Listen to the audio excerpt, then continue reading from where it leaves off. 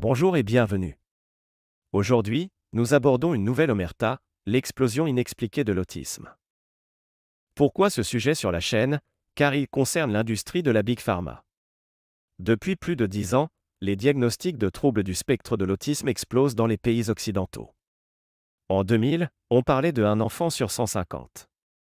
En 2023, aux États-Unis, c'est 1 sur 31. En France, le gouvernement reconnaît jusqu'à 2% des naissances touchées, soit 15 000 enfants par an. Est-ce uniquement une meilleure détection ou un véritable signal d'alarme sanitaire?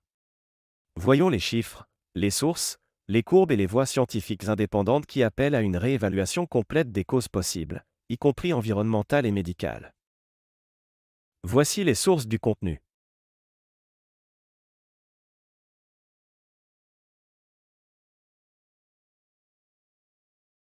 Le graphique ci-dessous illustre l'explosion des cas entre 2010 et 2025 pour les États-Unis en jaune et la France en rouge.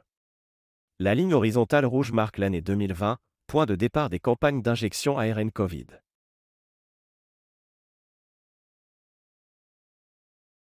Les autorités sanitaires invoquent une meilleure détection des troubles, un élargissement des critères diagnostiques, comme le syndrome d'Asperger. Et bien sûr, une mobilisation accrue des familles et des médecins.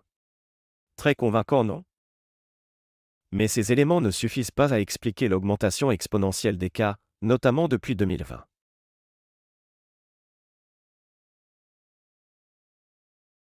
Les facteurs suspects étudiés sont l'exposition prénatale à des polluants comme le glyphosate, les métaux lourds et plastiques. Il me semble avoir entendu ça dans les années 80, 90 et 2000 également. Ensuite, les antibiotiques et perturbateurs endocriniens. Les interactions entre l'ARN messager, le système immunitaire et le cerveau en développement. Et bien sûr, les fameux effets cocktails. Mélanges invisibles entre toxines, alimentation et substances injectées. Mais tout ça, c'est sûrement une coïncidence.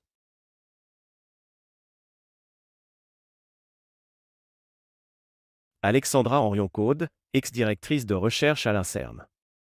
Généticienne, pionnière et experte ARN. L'ARN messager peut s'intégrer au génome via la transcriptase inverse. C'est une hypothèse documentée dans des publications scientifiques. Il est urgent de surveiller l'impact des injections Covid sur les enfants, y compris neurodéveloppementales. Dr Luc Montagnier, prix Nobel de médecine. Ces injections peuvent provoquer des maladies neurodégénératives. Professeur Christian Perron, infectiologue. L'explosion de cas de maladies auto-immunes et neuropsychiatriques est sans précédent depuis 2021. Dr Robert Malone, inventeur de la technologie ARNM. Les injections peuvent perturber durablement l'expression génétique. Des citations lourdes de sens. Mais encore une fois. Circuler, il n'y a rien à voir. Tous évoquent des corrélations possibles entre la vaccination massive Covid et une explosion des maladies chroniques, y compris chez les enfants.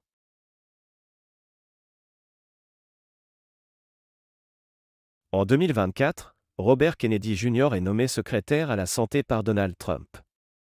Il lance en avril 2025 une commission d'enquête sur les causes de l'autisme. Son objectif, étudier l'impact de l'environnement, des adjuvants, des toxines et des vaccins. Mais le CDC, l'agence fédérale américaine chargée de la santé publique, s'oppose fermement à cette initiative.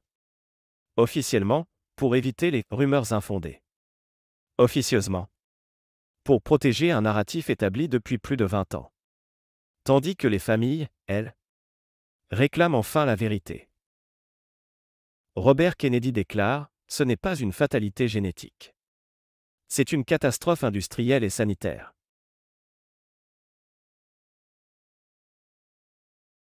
Aucune véritable enquête indépendante n'a été lancée en France. Les signaux d'alerte lancés par des scientifiques reconnus, comme Alexandra Henrion-Caude, sont soit ignorés, soit ouvertement censurés dans l'espace médiatique.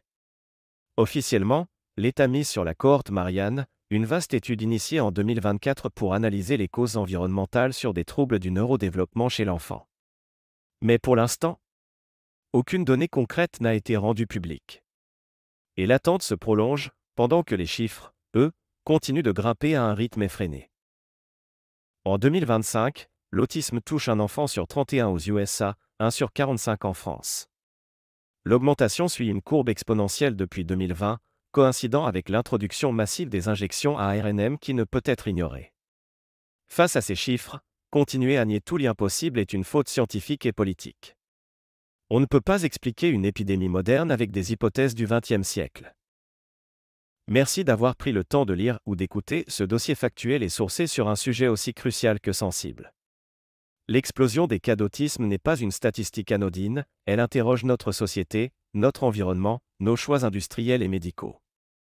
Les enfants sont les sentinelles silencieuses de ce monde que nous construisons. Que l'on soit parents, médecins, enseignants, chercheurs ou simples citoyens, nous avons tous un rôle à jouer pour poser les bonnes questions, même celles qui dérangent. À bientôt, prenez soin de vous, et surtout, restons lucides.